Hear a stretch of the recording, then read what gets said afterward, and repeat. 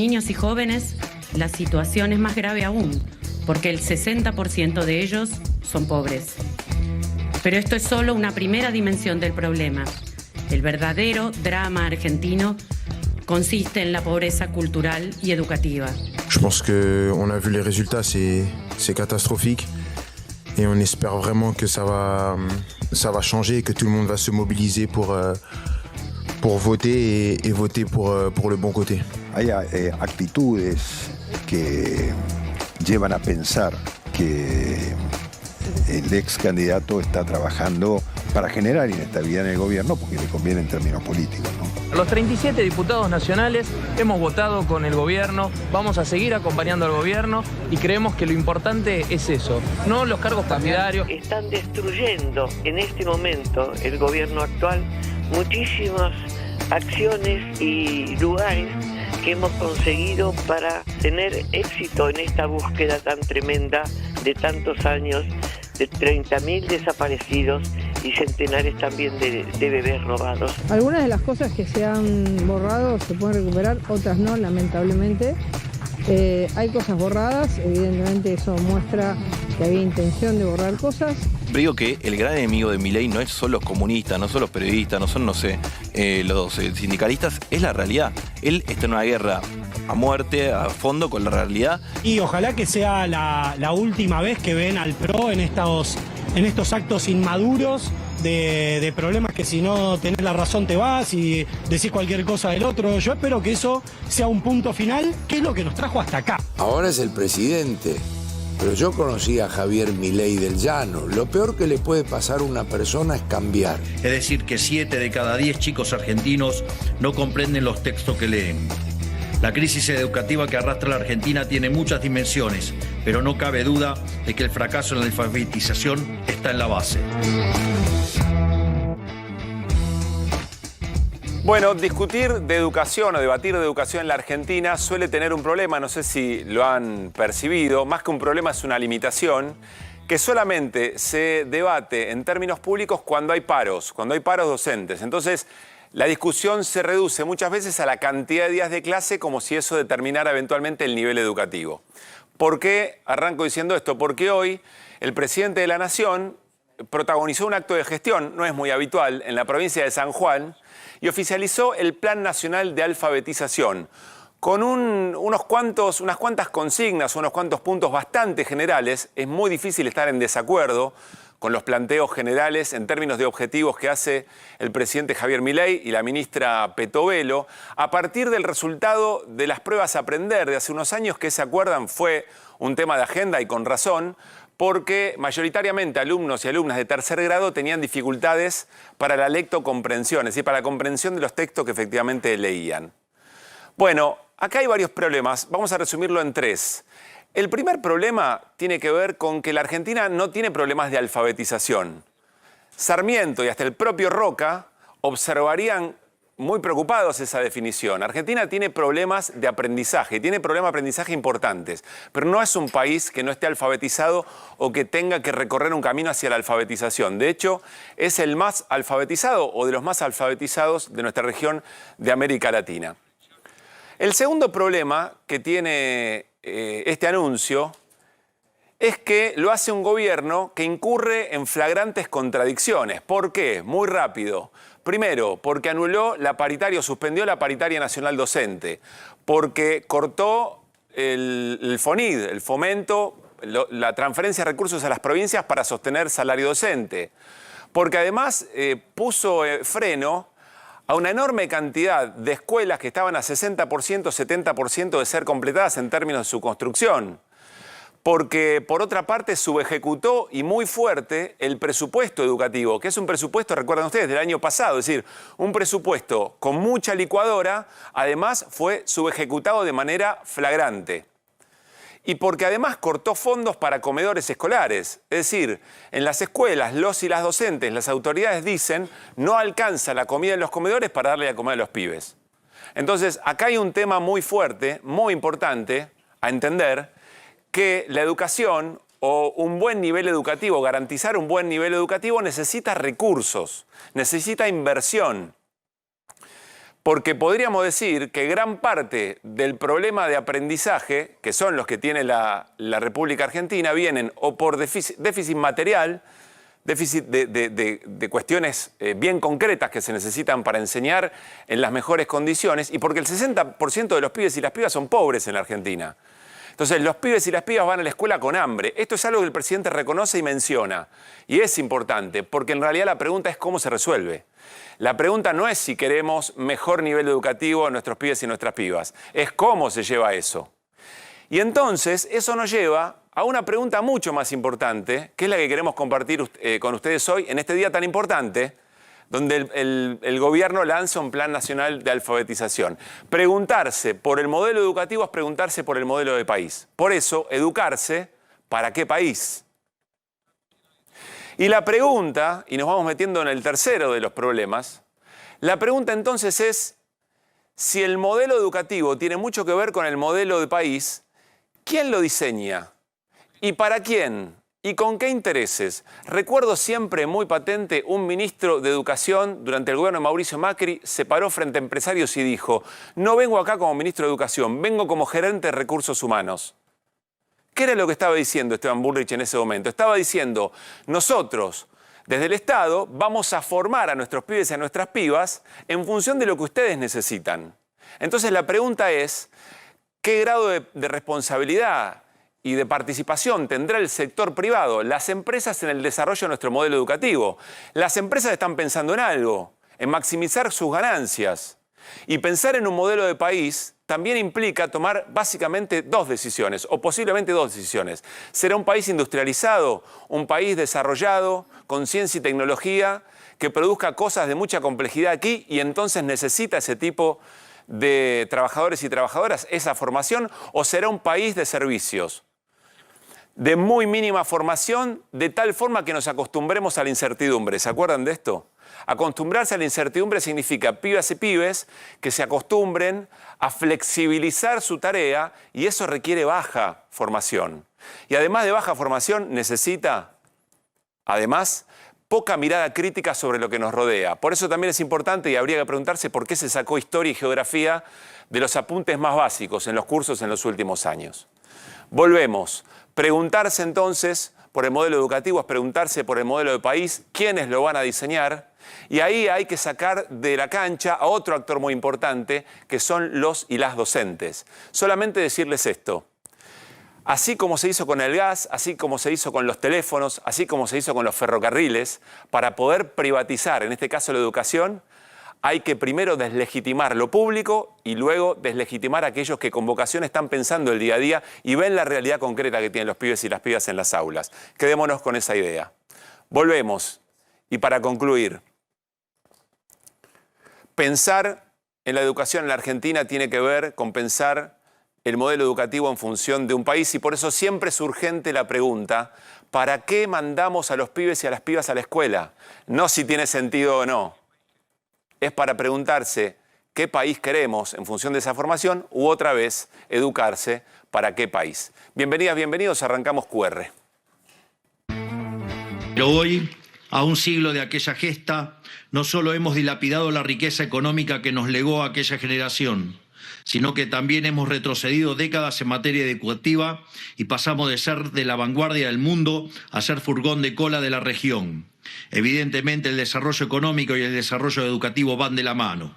De la misma forma que la decadencia económica necesariamente arrastra consigo la decadencia educativa. Porque un chico que no come es un chico que no puede estudiar, y un chico que no estudia es un chico que no puede progresar. No extraña que tal cosa viene por izquierda las ideas que nos empobrecieron como país. También viene por izquierda quienes quisieron negar y demonizar a Sarmiento. A Sarmiento. Con todo lo que hizo para elevar el común de los argentinos.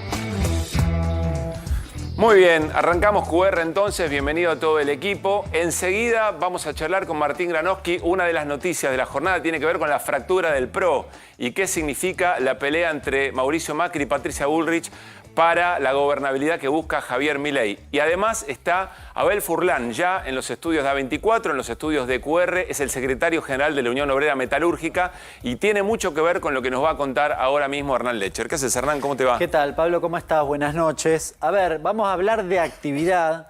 Ayer te anticipé algunos datos a raíz de lo que planteó el gobierno de este adelanto del presupuesto, donde mencionaba, entre otras cosas, la actividad siderúrgica, que básicamente había mostrado guarismos negativos respecto del mes anterior. Sin embargo, el gobierno planteaba exactamente lo contrario.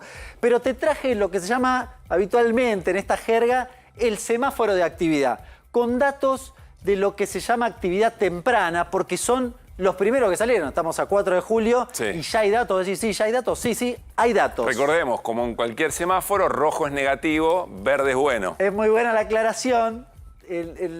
No ayuda tanto la gráfica, pero hay algunos un poquitito menos rojos que... hay matices. Lo vamos, claro, bien, porque algunas caídas son muy significativas. Acá estamos mirando datos interanuales.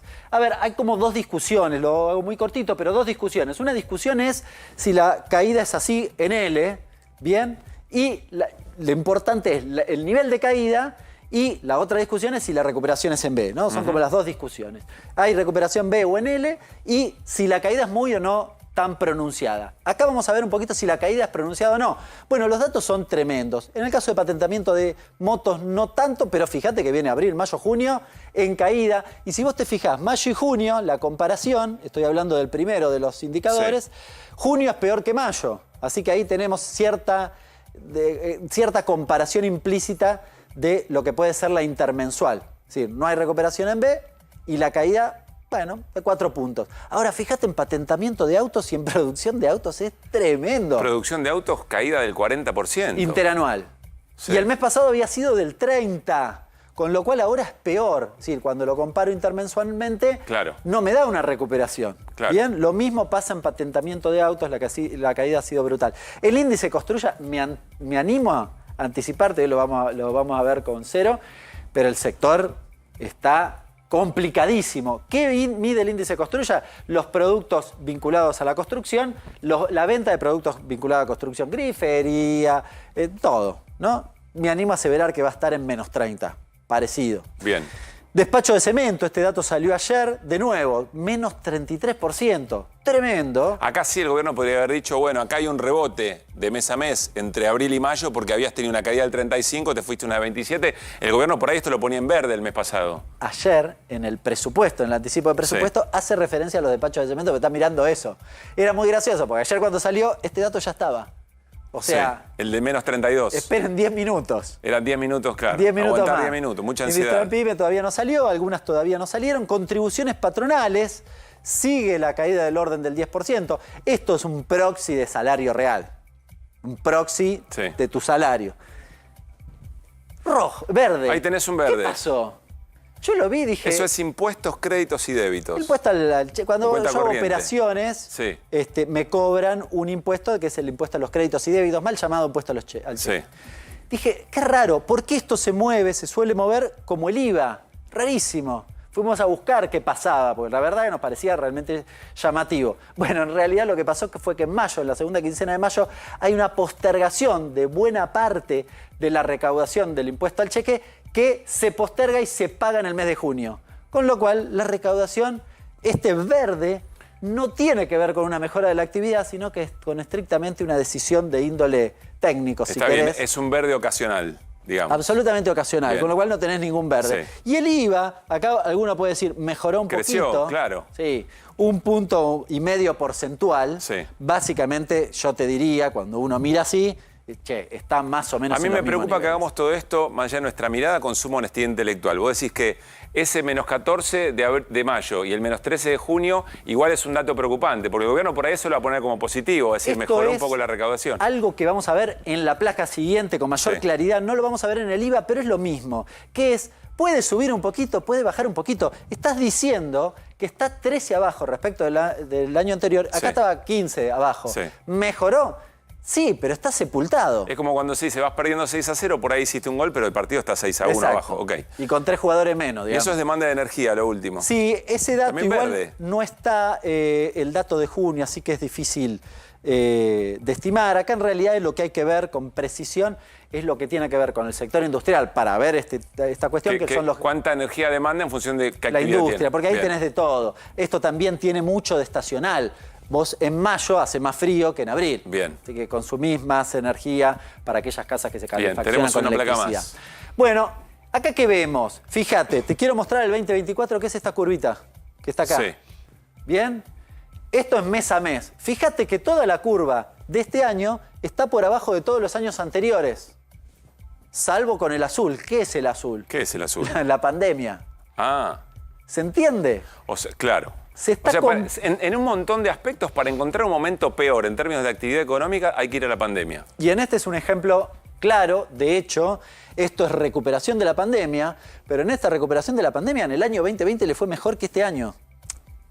Estoy sesgándolo un poco, Sí. la verdad, porque la caída es mucho mayor. Claro. Pero la realidad es que cuando vos ves la naranja, está lejos de todos los años anteriores, incluso del 2020 en la segunda mitad. Bien, acá la preocupación es que esto siga por acá. Este es el problema. Porque esto ya lo vivimos, ya lo sabemos, ya sabemos cómo está. Ahora, si se sostiene acá, el problema es que eso se convierte en despido. De vuelta, despacho de cemento, indicador de actividad, ¿no? Exactamente. Fíjate la que viene. Sí. Estas son, todas tienen características parecidas. El promedio de autos, de producción de autos. Acá, claro, el gobierno había dicho, no, mirá cómo se está recuperando. Y Eso acá, es enero y febrero de este año. claro, y acá decía, ¿ves? Hay una B corta. Bueno, Sí. no. Esto es lo que decíamos.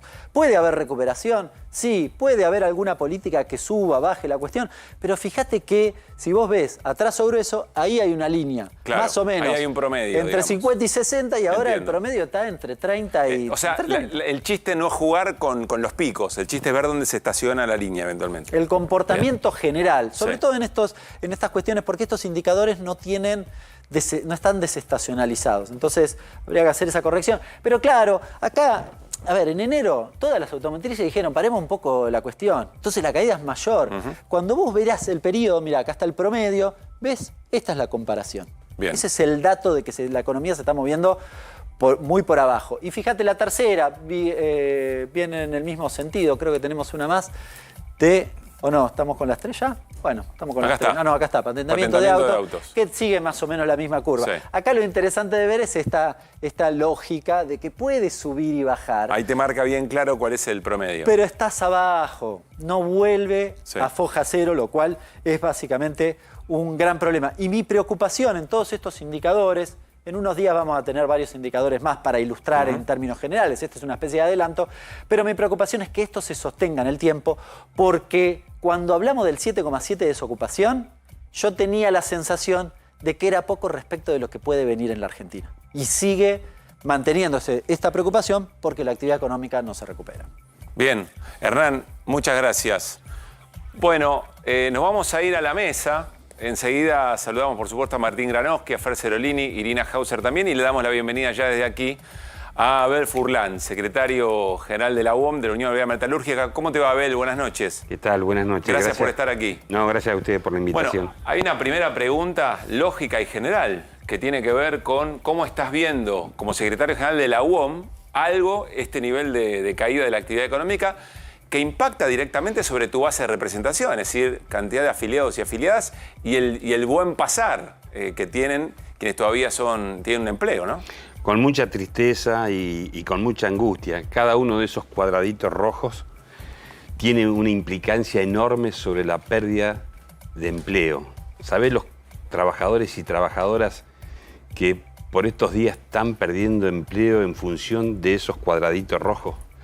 Y cuando esos telegramas de despido cruzan el umbral de la vivienda, de un hogar, la angustia, la tristeza es enorme, porque eso sucede en un contexto donde vos al otro día no podés salir a buscar trabajo porque no hay.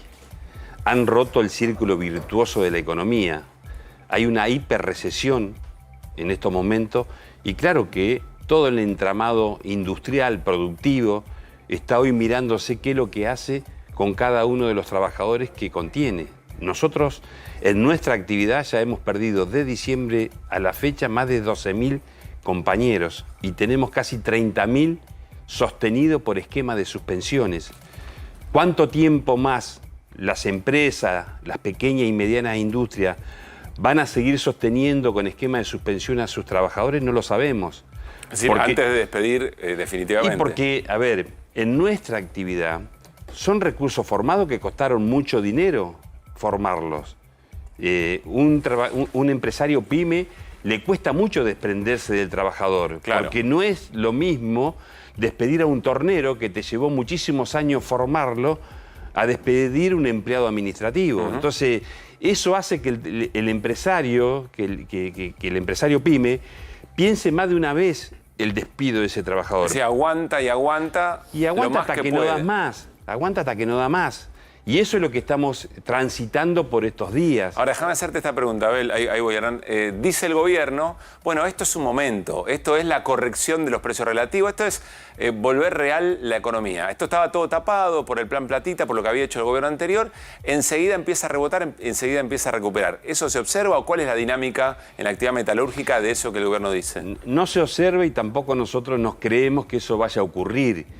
El actual presidente en campaña, y mucho menos después de que asumió su responsabilidad como presidente, ha nombrado un plan de desarrollo para la industria, con lo cual nosotros no tenemos expectativa de que eso vaya a ocurrir. Podrá ocurrir en otras actividades. En la industria seguramente no va a ocurrir porque hasta el día de la fecha no conocemos el plan de desarrollo de la industria. Nosotros somos el gremio industrial más importante de la Argentina.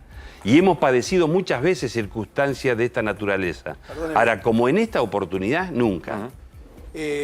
Las empresas más grandes, porque acá lo que están suspendiendo además son las empresas grandes, que eso es lo llamativo, ¿no? Está Sindar, FB, empresas enormes en la Argentina, claro. Tienen casi la mitad del mercado algunas. Cuando suspenden, en algunos casos, por un mes, 2 meses, le dan hasta el 80% del salario y todo. Yo supongo que a medida que ven que la reactivación no viene y esa suspensión se puede convertir en despido, el trabajador aceptará determinadas cosas. ¿Cómo hace el gremio para decir, bueno, hasta acá, digo, la empresa para perder lo menos posible por seguir esperando y hacer una negociación entre que si se queda en la casa, qué salario cobra? ¿Cómo está eso administrado? Y es complejo porque nos han ganado la batalla cultural. Han instalado en la agenda del gobierno que la Argentina sufre una crisis económica fenomenal. Y nosotros decimos que eso no es cierto. Estamos negados a que la Argentina esté prendida a fuego para estar sufriendo la situación que padecemos. Ellos la están prendiendo a fuego. Claramente, bueno, exponencialmente han llevado las variables económicas a cuestiones impensadas. Han hablado de 17.000% de inflación. Han instalado en la cabeza y en el sentido común de la sociedad de que claramente hay que aceptar lo que viene con mucha crudeza porque no hay salida, y eso no es cierto. Acá han inventado todas las variables económicas para tratar de llevar adelante una política de ajuste y de sometimiento y de pérdida de soberanía, porque si no la sociedad no hubiera podido aceptar bajo ningún punto de vista lo que hoy está planteando el gobierno. A ver, los que tenemos algunas canas, sabemos que las crisis muchas veces se piensan en laboratorio porque es la única manera que la sociedad termine aceptando ciertas condiciones. A ver, realmente está destruyendo el capital de manera tal que el dueño de FATE está diciendo, muchachos, estos están destruyendo todo y hay que enfrentarlo porque Madanes Quintanilla, que tiene FATE y tiene Aluar, también está en problema. Digo, las empresas cuando no producen nada o no venden nada y están cerradas, empiezan a perder capital. Nosotros hoy iniciamos una campaña nacional en defensa de la industria madre que tenemos, que es IMSA. IMSA es la única empresa de América Latina, hay 4 en el mundo, que exporta el 85% de lo que produce a 40 países del mundo y que sin embargo el gobierno está anunciando por los medios de comunicación, no tenemos certeza todavía, está con intención de privatizarla. Es regalar la soberanía energética porque claramente INSA tiene un rol preponderante en todo lo que es el sostenimiento energético en la Argentina. Ha producido el CAREN 25, por ejemplo, ha diseñado todas las turbinas de las hidroeléctricas en la Argentina, que claramente están a punto de vencerse porque hay que revisar todas esas turbinas. Y creo que se va a producir esto en apenas 2 años. y no está teniendo una mirada de entender esa realidad y no le importa nada, porque claramente no hay un plan industrial. IMSA es orgullo nacional. IMSA, Milei odia lo que los argentinos amamos, que es fortalecer un proceso de industrialización. IMSA tiene personal calificado, operarios calificados de primer nivel. IMSA tiene la posibilidad de estar siendo protagónica en la transición energética en nuestro país. Muchos países del mundo invierten millones y millones de dólares para poder lograr la tecnología que tiene IMSA y nosotros la estamos regalando. Hernán pregunta, recuerdo solamente, IMSA es esa empresa radicada en la provincia de Mendoza que hace poco el Estado Nacional recuperó un porcentaje mayoritario porque iba al cierre. 21. Tuvo problemas IMSA, nadie va a negar. IMSA es Industria Metalúrgica Pescarmona Sociedad Anónima. Sí. Tuvo problemas, claramente. Ahora, también es cierto que IMSA ha llevado adelante la producción de proyectos que a la Argentina la han potenciado. Claro, el plan atómico le ahorra mucha plata. La construyó, la diseñó. Cuando pensás en IMSA, el objetivo del gobierno es venderla por los dólares que puede hacerse, regalársela a alguien, es un costo para el Estado. ¿Cuál es la explicación, si querés, que se da por la cual se pretende privatizar, digamos, IMSA? A nuestro entendimiento. Una cosa que te agrego, con responsabilidad de la provincia de Mendoza también. Sí, claro, tiene el 25% de sus acciones. En total, entre la provincia de Mendoza, que de paso un aviso, me he cansado de llamarlo por teléfono al gobernador para tratar de que nos juntemos para ver qué piensa la provincia. Después me he enterado que claramente al gobernador le interesa más un proyecto inmobiliario sobre las tierras donde está construida IMSA que sostener IMSA como modelo industrial a desarrollar. ¿No te atendió? No, para nada. Pero bueno, no importa. Tendrá que darle explicaciones a su comunidad por qué IMSA está en riesgo de desaparecer. IMSA contiene hoy 700 trabajadores. Le da trabajo a más de 100 pymes. Es madre de la industria en nuestro país. Los argentinos estamos orgullosos. Los metalúrgicos tenemos la obligación histórica de defender el proyecto industrial. ¿Y que hay un negocio inmobiliario detrás? Bueno, hay pretensiones, muchas veces se ha nombrado y se ha pronunciado que la inviabilidad que tenía IMSA para algunos sectores de la política terminaba siendo un proyecto interesante inmobiliario. ¿Pero alcanza solamente un proyecto interesante inmobiliario? ¿Pensar una empresa de las características de vanguardia de desarrollo tecnológico en la Argentina o hay otra cosa más, como decía Hernán? Yo quiero un país donde la industria se desarrolle, porque los países centrales que invirtieron en el desarrollo de su industria fueron los países que le pudieron resolver el problema a sus comunidades. Argentina no puede ser la excepción. Tenemos los recursos naturales, tenemos los recursos humanos, tenemos el potencial para poder que este país se encamine a resolver los problemas estructurales. Es cierto que la Argentina tiene cuestiones económicas en su macro que resolver, pero no puede estar desatendiendo un modelo de industrialización porque de esa manera los argentinos no vamos a tener ninguna expectativa. ¿Qué vamos a estar apostando a que haya trabajadores solamente de plataforma? Yo quiero trabajadores formados. Comparto absolutamente el 100% de tu alocución recién con el tema educativo. Yo vine hoy acá a este programa porque hemos iniciado, como te dije, la nacionalización de la defensa de IMSA. Y voy a hacer una autocrítica de cara a la comunidad. Nosotros hemos fallado en inculcarle lo que significa un plan de desarrollo en la industria a nuestra sociedad. Mira, yo quisiera que cuando se pone en riesgo un proceso industrial, que haya empatía y acompañamiento de la sociedad como lo hubo en defensa de la educación pública y de las universidades. Nosotros hemos fallado, pero no de casualidad. Acá ha habido intencionalidad de esconder lo que significa un desarrollo industrial. Porque hay sectores que están pretendiendo que nosotros naturalicemos en la industria bajos salarios, salarios que no alcancen a cubrir la canasta alimentaria. Martín. En relación con esto, perdón, vos usaste la palabra laboratorio. Supongo que te habrás referido al laboratorio social o económico.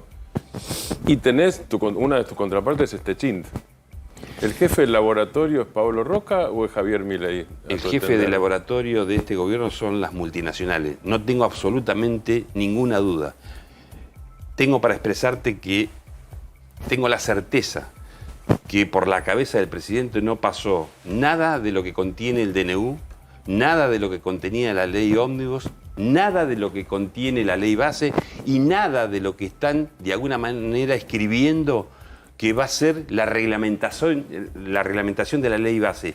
Que eso es una cosa que puede golpear mucho más fuerte todavía el modelo industrial que tiene la Argentina. Yo te quería decir respecto de eso justamente, que bueno, el RIGI que surge de la ley bases, o sea, no lo votó solamente el oficialismo libertario, digo, lo votaron amplios sectores.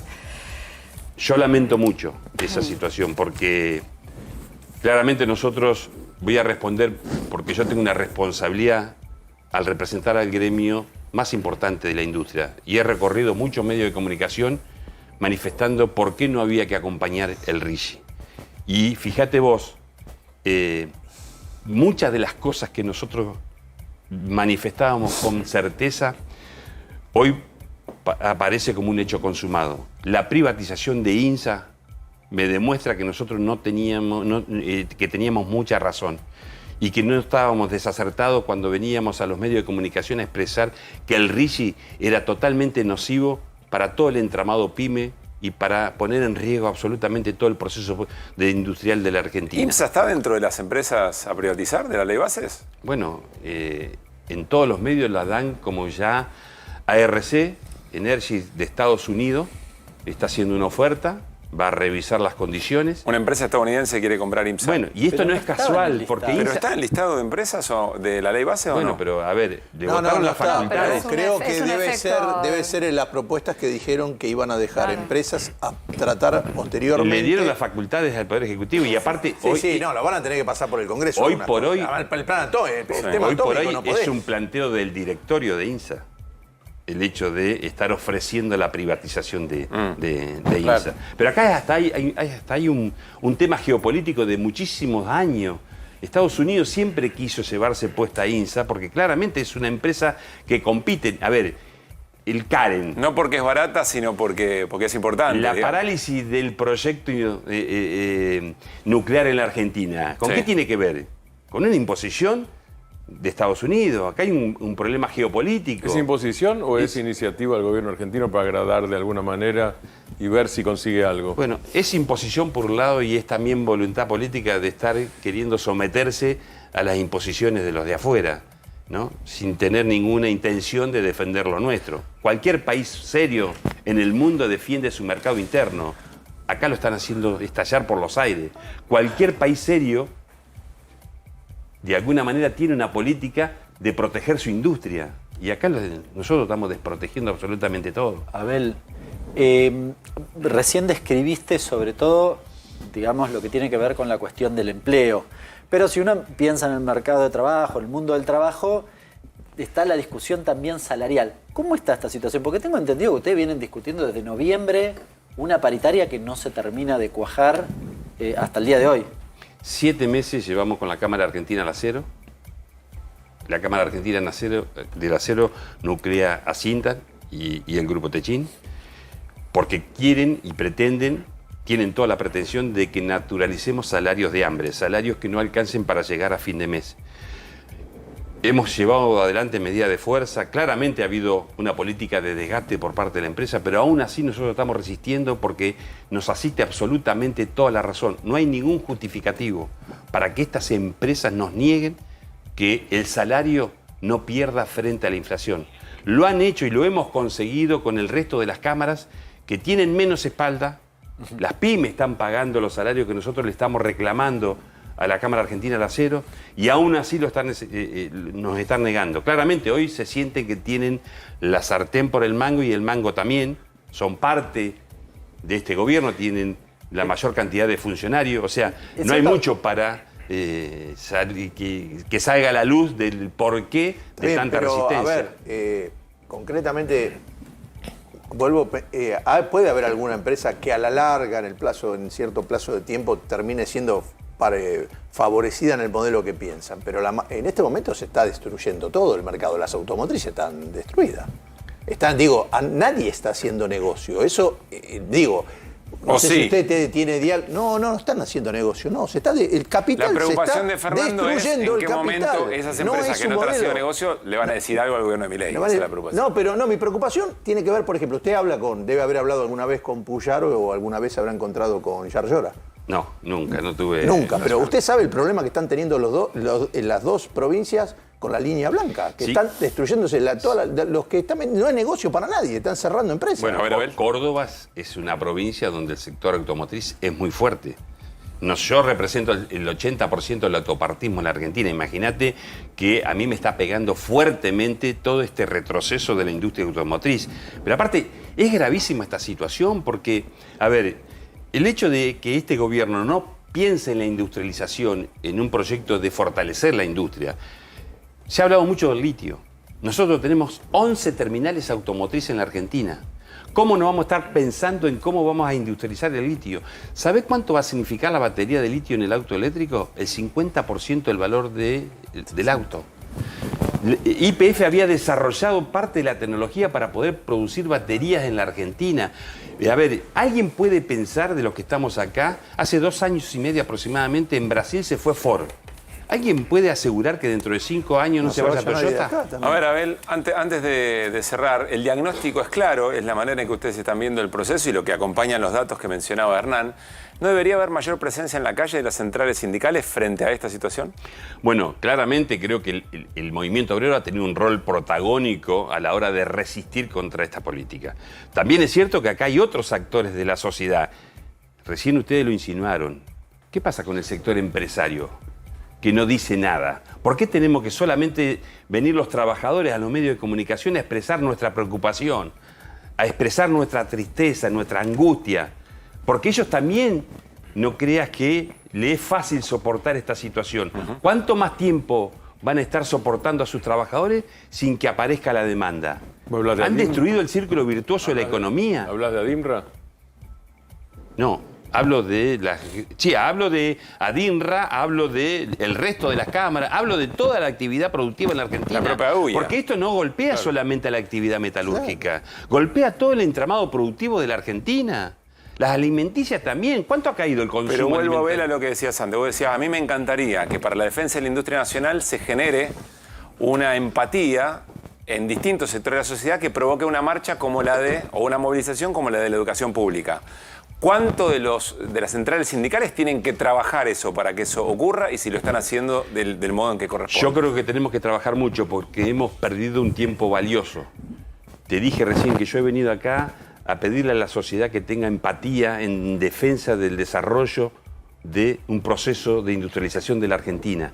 Es lo que nos va a dignificar, es lo que nos va a dar la oportunidad como sociedad de salir para adelante.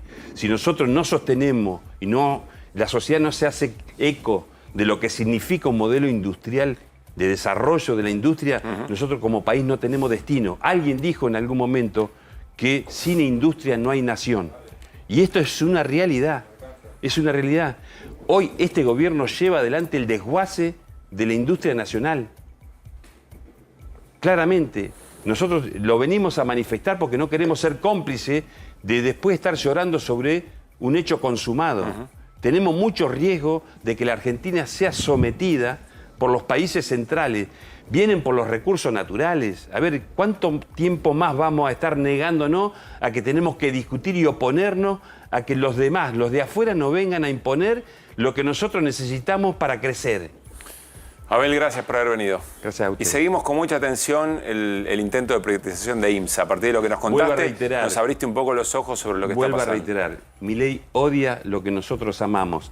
IMSA es orgullo nacional y nosotros tenemos una responsabilidad histórica de defenderla. Gracias, Abel. Gracias a usted. Bueno, nos vamos a meter en la otra historia del día, una de las más importantes. Ayer lo anticipó Pablo Ibáñez, hoy se concretó. Reunión del órgano partidario más importante del PRO. un trabajo de la propia asamblea, de la asamblea partidaria. Y allí efectivamente se dijeron de todo. Mauricio Macri y Patricia Bullrich a través de sus delegados, y finalmente termina con una fractura del PRO, un pacto no cumplido por parte de Macri, dicen desde el lado de Patricia Bullrich. Martín Yesa va a ser finalmente el titular de la asamblea partidaria, iba a ser Patricia Bullrich, y esto dijo a la salida de esa reunión. Y ojalá que sea la última vez que ven al PRO en estos actos inmaduros de problemas que si no tenés la razón te vas y decís cualquier cosa del otro. Yo espero que eso sea un punto final, que es lo que nos trajo hasta acá. O sea, han sido 4 años del PRO en donde ustedes han visto y protagonizado eventos como este antes, con Larreta, con Pepito, con Menganito, de Patricia con la... ¿no? Entonces, ojalá, y yo tengo esa convicción, Mauricio suele decir, somos el cambio, no somos nada. Ese es el mantra con el que vamos a trabajar en las siguientes semanas, con muchísima humildad, defendiendo la institucionalidad en la Argentina. Bueno, Martín, a ver, ¿qué lectura nos ofreces de lo que pasó? Y si hay que agregar algo, además, de lo que recién mencionábamos. ¿Está hablando del PRO? Sí. Estaba roto, en realidad está consagrada la ruptura, yo no sé si final, pero bueno. Hay 2 sectores básicamente, sector Mauricio Macri, sector Patricia Bullrich. Sector Mauricio Macri, mayoritario dentro del PRO, en votos no sabemos porque hay que esperar las elecciones del 2025 claro. A ver quién es el... Justamente la apuesta va por los votos, esa es una de las cosas, esa es una parte de la apuesta. Es decir, táctica número 1, que es Patricia Bullrich, fusionarse con Milei ahora, porque la apuesta es a que Milei se quede con todo. Milei y la Libertad Avanza se quede con todo. Cuando digo se quede con todo, quiero recordar que hubo un 56% de votos de Milei. Sí. Y en la primera vuelta había habido un 30%. Quiere decir que el 26, en parte, se supone que es un 26 aportado por lo que fue. Antes de eso, una derrota muy fuerte. Primero, en la interna del sector más, si vos querés, moderado dentro del PRO, la derrota de Horacio Rodríguez Larreta, y después una derrota muy fuerte de Bullrich. De la propia Patricia Bullrich. Claro, que no pasó al balotaje. Sí. En realidad es una puja entre derrotados, porque Macri viene de la derrota de no haber podido reelegir en el 2019, cuando Alberto Fernández y Cristina Fernández de Kirchner le ganan la elección a la fórmula Macri-Pichetto. Ese es otro elemento también. ¿Qué es lo que está viendo Macri o qué interpretás vos que está viendo Macri? Y lo abrimos a la mesa. Macri está viendo cuántos votos hay ahora o cuántos votos puede haber en la elección, sabiendo el recorrido difícil, hostil para la gente que tiene el gobierno de Milei. ¿Cuántos votos hay? Hay 2 cosas. Una es cuántos votos hay hacia el futuro, es lo que vos estás diciendo. ¿Cuántos votos hacia el futuro? No necesariamente por el hecho de la famosa frase si al gobierno le va bien o no le va bien. No. Si Milei conserva su popularidad o no conserva su popularidad, ese es el punto de vista político hacia las elecciones del año que viene. Si le va bien o mal, en realidad depende de la visión de cada uno también. ¿Qué quiere decir que a Milei le vaya bien? Digo, en realidad Macri, el nivel de popularidad Macri no difiere en el rumbo. Sí. Macri no difiere en el rumbo de Milei. El humor de la gente, el humor Exactamente, social. El humor de la gente. Ese es un elemento. Y hay otro elemento que me parece que se subestima a veces, que es el valor de la capital federal, que no es un valor en votos solamente. La capital federal tiene, o la ciudad autónoma de Buenos Aires tiene un valor simbólico, tiene un valor de recaudación de ingresos brutos, es la sede de los grandes medios de comunicación, es la sede de las grandes empresas, es la sede de los poderes nacionales y es la sede de los desarrolladores inmobiliarios. A eso también apunta Macri en resguardarse y en refugiarse en la ciudad de Buenos Aires. No, esto último es muy importante. En realidad, la intervención de Macri en el debate público pidiendo, reclamando los recursos de la ciudad, son un capítulo de esta discusión. Claro. Son un capítulo de esta discusión, muy importante, pero un capítulo al fin. Pero Martín, yo te quería preguntar. Se reúne el PRO y dice, no nos vamos a fusionar. ¿Cómo leemos eso? ¿Qué hay que leer ahí? No nos vamos a fusionar con la Libertad Avanza. Exactamente. Que en las próximas elecciones quieren aparte, quieren negociar de enfrente. ¿Cuál es la lectura? Que ahora no nos fusionamos, que como proyecto en principio no nos fusionamos y después vemos. La discusión era alianza o fusión, porque nadie discute que los objetivos en términos de política, de política económica son parecidos o similares. Sí, cuando uno ve las críticas de la Fundación Pensar del otro día, parecen las críticas de Rodrigo de Loredo. Claro. Vamos a gritar, pero estamos de acuerdo, son casi críticas desde el ultraliberalismo, inclusive, al gobierno de Milei. Justamente los de Loredo de la Vida, que son los que alguna vez participaron de esta alianza de Juntos por el Cambio, ¿con qué ¿qué ven más afecto? ¿La posición de Macri hoy que la de Bullrich? ¿Cuáles? ¿Los radicales, decís vos? Los radicales... Sí, la mayoría de los radicales hoy... No los radicales, esta línea de los radicales. Y están más cerca, ni Macri ni Bullrich, es Milei eso directamente. Hoy es Milei. Así vos decís directamente. Hoy es Milei. Sí, a ver, hablando de Milei, eso... Lo cual no quiere decir que se disuelvan y vayan a la Libertad Avanza. El punto es... Estarían más cerca de lo que dice Bullrich. Exactamente. A ver, escuchemos a Damián Arabia, porque Damián Arabia es el segundo del PRO, si viene Mauricio Macri, presidente del PRO, el segundo es Arabia, pero es el ladero incondicional de Patricia Bullrich. Está del lado de Patricia Bullrich en la división del PRO, que decía esto a la salida también de esta cumbre. Que hagan lo que quieran, pero no importa. Nosotros estamos concentrados en el cambio profundo que está llevando adelante el presidente Javier Milei y cómo vamos a acompañar. Los 37 diputados nacionales hemos votado con el gobierno, vamos a seguir acompañando al gobierno y creemos que lo importante es eso, no los cargos partidarios. Lo que pasa es que algunos vivos quieren aprovecharse y en una lógica de incumplir acuerdos, donde teníamos un acuerdo de unidad, que era que Mauricio Macri presidía el Consejo y Patricia Bullrich la Asamblea, como una cosa ocurre antes y otra cosa ocurre después, algunos quieren incumplir. Bueno, ahí hay un punto, porque para que no hubiera habido elecciones internas en el PRO y hubiera un candidato de unidad a la presidencia, Mauricio Macri, la condición era que Patricia Bullrich presidiera la Asamblea. Pero no llegó a eso y hay que recordar, y última cosa con esto cierro, la Asamblea viene a ser, es el nombre, para decirlo en términos de otro partido, Fer hablaba de los radicales, es el equivalente de la Convención Radical. Sería la máxima instancia partidaria. Bueno, Bullrich no llegó a eso. De hecho, saca un comunicado y de alguna manera inaugurando el Pro Libertad, el espacio, la corriente interna dentro del PRO que es Pro Libertad. Entiendo que hasta ahora no se habla de quiebre de bloques, ni mucho menos. Todavía no. Pero sí esta es la discusión. Bueno, veremos qué impacto tiene esto, no solamente en la vida de Patricia Bullrich y la de Mauricio Macri, sino en la gobernabilidad de Milei. Cómo se lee eventualmente que Macri lo tensiona o de alguna manera... Bueno, se distancia, ¿no? Gracias, Martín. Al contrario. Bueno, nos vamos con Irina Hauser. Otro tema muy importante tiene que ver nuevamente con la ministra Petovelo, con el Ministerio de Capital Humano. ¿Por qué? En este caso, por la entrega de medicamentos. Irina, ¿qué pasó? Primero recordemos que el Ministerio de Capital Humano estuvo a cargo de la Dirección de Asistencia para Situaciones Especiales, que es la que reparte los medicamentos de alto costo y los elementos de ortopedia, por ejemplo, hasta el mes de febrero. Como política, hasta el mes de febrero, lo que hicieron fue cortar toda entrega de medicamentos de alto costo para que la gente pudiera continuar sus tratamientos. Estamos hablando de gente que estaba con tratamientos oncológicos o con tratamiento para, por ejemplo, enfermedades raras que requieren requieren remedios que por ahí cuestan hasta $42.000 por mes, ¿no? Claro. Estamos hablando de eso. Eso se cortó de cuajo. Eso se cortó y lo cortó la gestión de Petovelo. Aclaro esto porque hoy la DATSE depende del Ministerio de Salud. Eso te iba a preguntar. Entonces, ¿qué ocurre con este tema? Tampoco se regularizó la situación. Hace mucho tiempo que varios diputados, pero particularmente Juan Marino, de Unión por la Patria, hizo un pedido de acceso a la información respecto de qué se hizo con esta política, cómo se repartieron los medicamentos, a quiénes, para qué tratamientos, cuánta plata se invirtió, qué controles se aplicaron, cómo se adquirieron los nuevos medicamentos. Parecido a alimentos, parecido al tema alimentos. Exactamente. Bueno, lo hicieron con respecto a los medicamentos porque además las asociaciones de pacientes y de familiares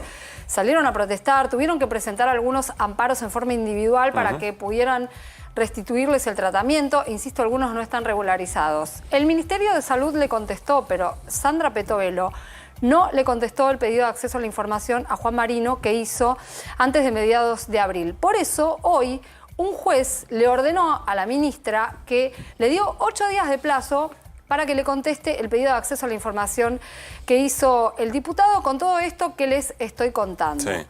¿Qué pasó con el presupuesto del organismo? Bueno, porque eso tenía un presupuesto asignado. El presupuesto del organismo, y eso sí lo contestó el Ministerio de Salud, y es una pregunta más que importante, de este organismo, es el mismo que el año pasado. Son 38.000 millones de pesos. Siguen manteniendo el mismo presupuesto. El año pasado ejecutaron 32.000 millones. Sí.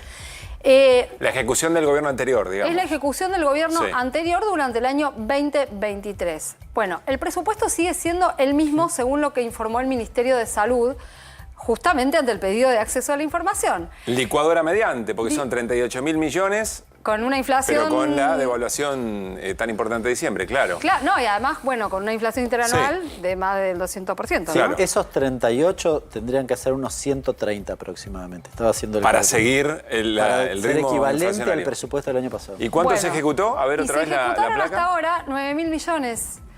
Entonces, sacás la proporción y de entrada te das cuenta que algo no cierra, ¿no? 6%. Están subejecutando una enormidad. ¿Y esto qué quiere decir? Que no están comprando los medicamentos y que no están comprando, además, los elementos de ortopedia. Y no solamente los medicamentos de alto costo, porque la DATSE tiene otra función, que es entregar medicamentos, ellos lo llaman por farmacia, que no son de tan alto costo, pero a los que por ahí hay un sector de la ciudadanía que no puede acceder porque, bueno, por una cuestión económica, ¿no? Sí. Y te estoy hablando de medicación que es necesaria de manera regular. Por ejemplo, los medicamentos para la epilepsia.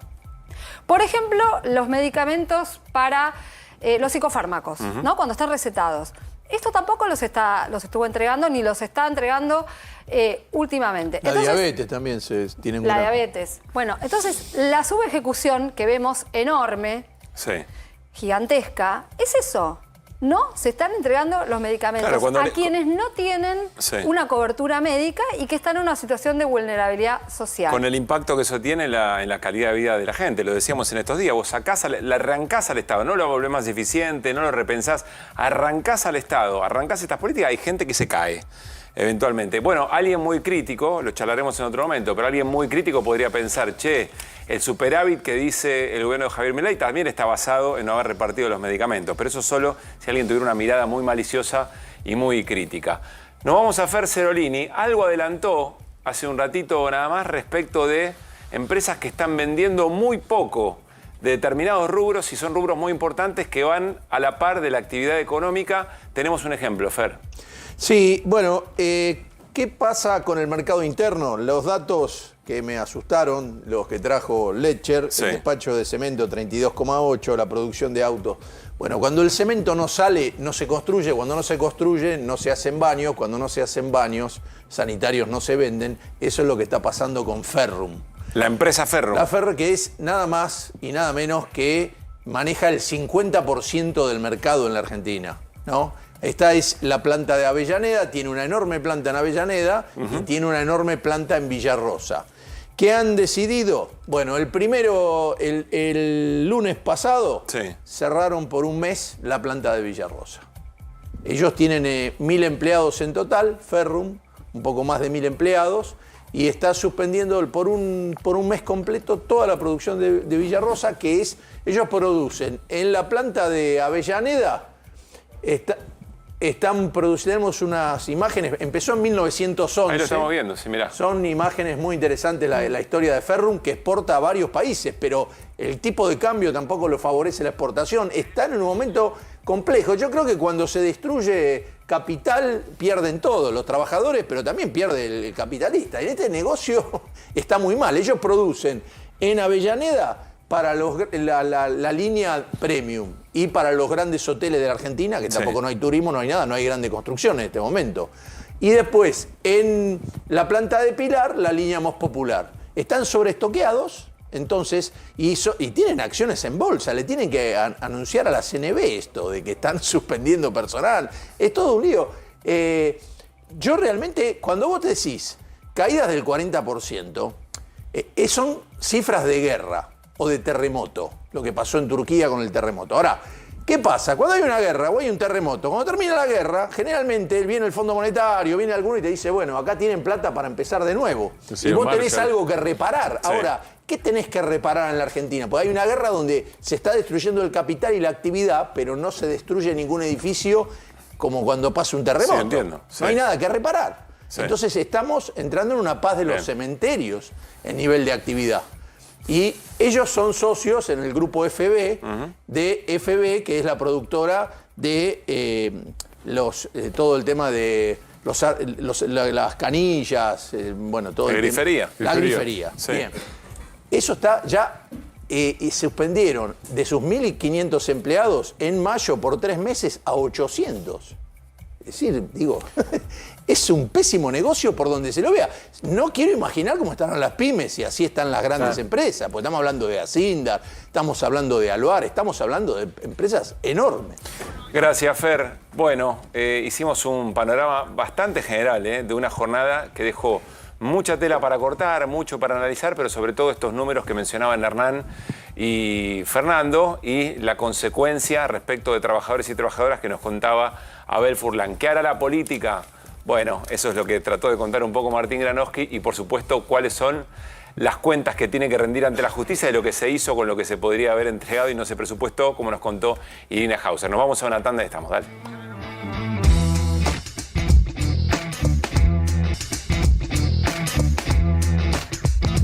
Bueno, Demian Reidel le dice, tenemos grandes extensiones, tenemos un clima frío, entiendo que esto tiene que ver con la tecnología y las condiciones que necesita esa tecnología para poder funcionar, y un elemento fundamental. Dice, en Estados Unidos se están discutiendo regulaciones, en Europa lo mismo, y acá rigi. Acá volamos todas las regulaciones, que se venga a hacer acá lo que no se puede hacer en otros lugares donde están pensando esto en términos de riesgo. ¿Con quién se reunió Javier Milei en esa semana que estuvo en los Estados Unidos? Vamos a repasar muy rápidamente los nombres propios. Estuvo con el CEO de OpenAI, ¿lo estamos compartiendo? Sí, allí. Sam Altman se reunió con el CEO de Google, Sundar Pichai, si se pronuncia de otra manera, les pido disculpas, con el director ejecutivo de Apple, Timothy Cook, y se reunió con el CEO de Meta, Mark Zuckerberg, que también lo mencionaba Javier Milei en esa charla. Vamos al tuit en concreto con Sam Altman. Quiero que nos detengamos en un episodio que un especialista en relaciones internacionales advirtió. Aquí está Javier Milei en la foto de rigor, con los pulgares arriba, foto con Sam Altman, luego de una maravillosa reunión sobre inteligencia artificial y las enormes posibilidades que brindan una Argentina libertaria. ¡Viva la libertad, carajo! Martín Shapiro, que es un especialista en relaciones internacionales, hace unos días, hace algunas semanas, detectó un posteo en la red social X sumamente interesante para pensar cuáles son los riesgos eventualmente de incorporar estas tecnologías al libre mercado. Vamos a compartirlo. Han Leike. ¿De qué se ocupaba Han Leike en OpenAI? Era el hombre encargado de tratar de calibrar los intereses de la humanidad con la tecnología de inteligencia artificial. Es decir, evidentemente ahí hay algo que hay que conducir, porque si no puede ser peligroso. Vamos a ver cómo le decía. Cuando se iba, renunció. Dejar este trabajo ha sido una de las cosas más difíciles que he hecho en mi vida, porque necesitamos urgentemente descubrir cómo dirigir y controlar sistemas de inteligencia artificial mucho más inteligentes que nosotros. Construir máquinas más inteligentes que los humanos es una tarea intrínsecamente peligrosa. OpenAI asume una enorme responsabilidad en nombre de toda la humanidad. Mamita, qué laburo tenía cuando se estaba yendo, advierte esto. Pero dice más. En los últimos años, la cultura y los procesos de seguridad han pasado a un segundo plano frente a los productos brillantes. ¿Qué es un producto brillante? Y el que atrae al mercado, el que se puede vender más, el que llama más la atención. Hace tiempo que deberíamos tomarnos increíblemente en serio las implicaciones de la inteligencia artificial. Esta AGI, ahora lo vamos a preguntar a nuestros especialistas invitados, entiendo que es un tipo de inteligencia artificial que aprende autónomamente. Ahora lo vamos a averiguar. Debemos priorizar, prepararnos para ello lo mejor que podamos. Solo entonces podremos garantizar que la inteligencia artificial beneficie a toda la humanidad. ¿Tenemos una más? ¿O esta es la última? Bien. Han Leike dice, se está yendo, es el encargado de garantizar que el desarrollo de la inteligencia artificial repare en los valores más intrínsecos de la humanidad. Estamos trabajando con máquinas que son más inteligentes que nosotros. Eso no está pasando en OpenAI. Entonces me voy. Después de muchas idas y vueltas, de tensar la cuerda, finalmente perdí la batalla y advierte, al irse, deja esta carta de socorro prácticamente. Miren lo que escribió hace un año prácticamente Flavia Costa. Flavia Costa es una doctora en Ciencias Sociales, trabaja en la cátedra, en la materia Sociedad y Estado de la Universidad de la Facultad de Ciencias Sociales de la Universidad de Buenos Aires, se especializa en estos temas y escribe hace un tiempo Esta nota en Anfibia, inteligencia artificial, un ensayo. Niños jugando con una bomba. Atravesamos días comparables con la crisis de los misiles de 1962. Para las nuevas generaciones, ¿qué fue eso? Bueno, eran misiles nucleares que estaban a punto de llegar a Cuba y parecía que el mundo entraba en Tercera Guerra Mundial, en una crisis entre la Unión Soviética y los Estados Unidos. Escribe Flavia Costa mientras lee entre líneas la carta abierta sobre inteligencia artificial. ¿Qué carta abierta era esa? En un momento, las personas que estaban pensando y desarrollando inteligencia artificial pidieron una tregua de 6 meses. Dijeron, che, paremos estos 6 meses de desarrollarlo porque nos estamos dando cuenta que se nos puede ir de las manos y no sabemos las implicancias que tiene. ¿De dónde viene el peligro? ¿Qué podría hacerse en 6 meses? Entre la potencia y la amenaza de la superinteligencia artificial, el chat GPT-5 y los algoritmos de red neuronal. ¿Cuáles son los desafíos políticos y sociales que llegan? La emergencia de otras lenguas, las narrativas de un nuevo individuo-máquina y las capacidades irreemplazables de quienes todavía somos cuerpo y demasiado humanos. También un grito de auxilio, de alerta, de llamado de atención. La inteligencia artificial llegó, es una herramienta que está entre nosotros. La pregunta es quién la conduce. Parece que las advertencias son, si se corren las regulaciones, si el mercado decide, cuáles son los peligros potenciales. Estamos en una Argentina con un presidente que cree que el Estado es una organización criminal y que quiere que el Estado lo resuelva todo y que quiere que la Argentina sea el cuarto polo mundial de desarrollo tecnológico. Vamos a la mesa. ¿Cómo están? Bienvenidos, buenas noches. Hola, buenas noches. Disculpan lo extenso, pero nos parecía que era interesante para plantear un poco el tema. No para negar esta inteligencia, sino para advertir, bueno, cuáles son los riesgos y qué pasa cuando se pretende traer de esta manera esto que se ha denominado inteligencia artificial. Beatriz, empiezo por vos. ¿Qué estás reflexionando en estos días sobre esto? Bueno, un montón de cosas. Primero, una nota cuando salió esa carta de los CEOs que pedían 6 meses de parate, de que la había firmado Altman, Elon Musk, la firmaron un montón de... Hace 1 año y medio, 2 años sí. más o menos. Nosotros en paralelo sacamos acá en América Latina la Declaración de Montevideo, que la firmaron unas 500 personas especialistas en temas de IA de toda América Latina, llamando a una inteligencia artificial hecha por y para los intereses de América Latina. Es una carta que escribió gente que hace inteligencia artificial en la región y que tiene intereses en estos temas. Y un poco el foco que nosotros poníamos es esta carta tremendista, que me acuerdo que salió por todos los medios, todo el mundo decía, nos va a dominar las máquinas.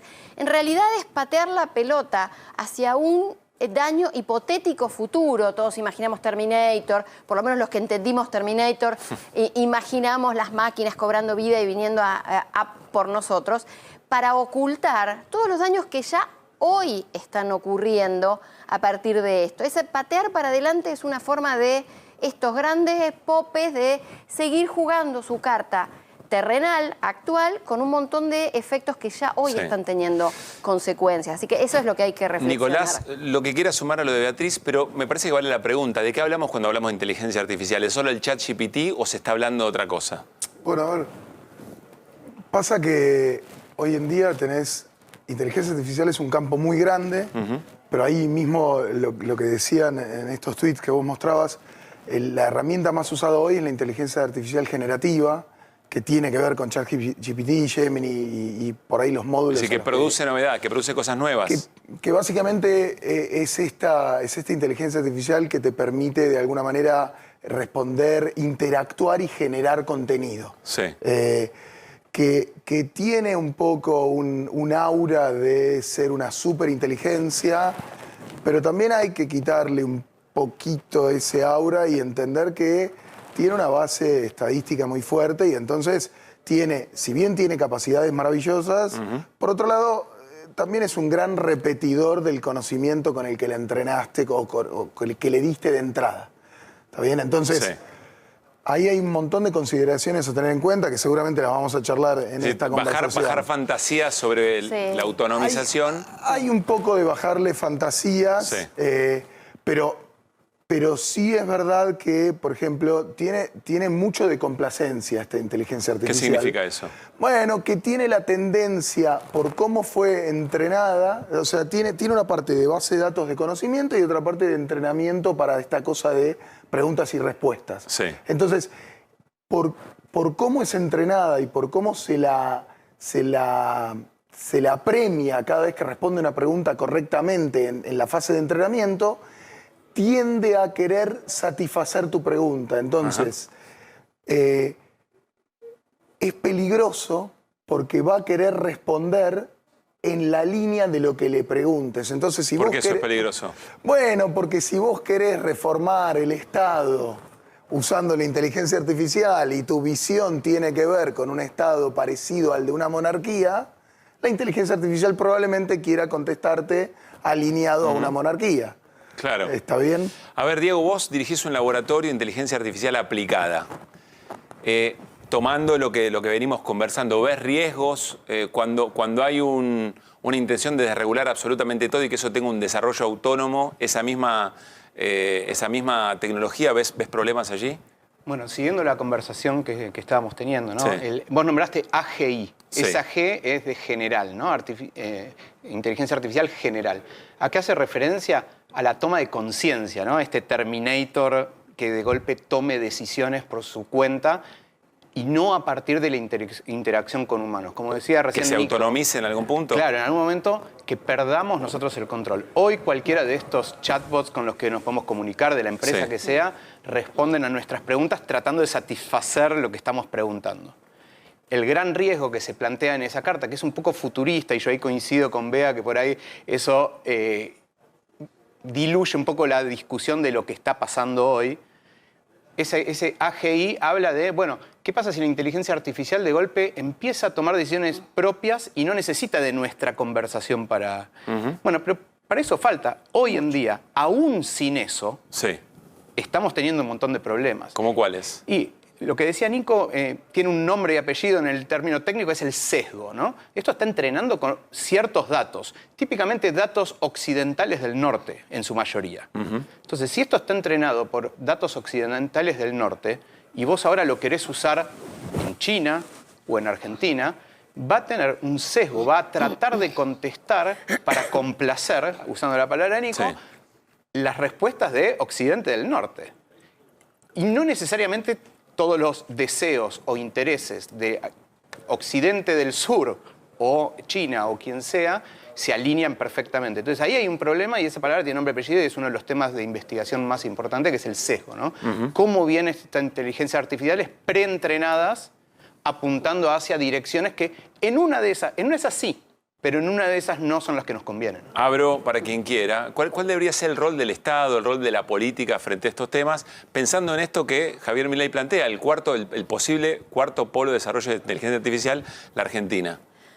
Bueno, hay dos o tres cuestiones. Una, no comprar, la premisa es no comprar espejos de colores. Es casi aplica a todo. ¿Vos crees que está por comprarle a Meta espejo de colores, Milei? En realidad hay un... Sí, está realmente comprando espejos de colores. Digo, no está comprando nada que sea...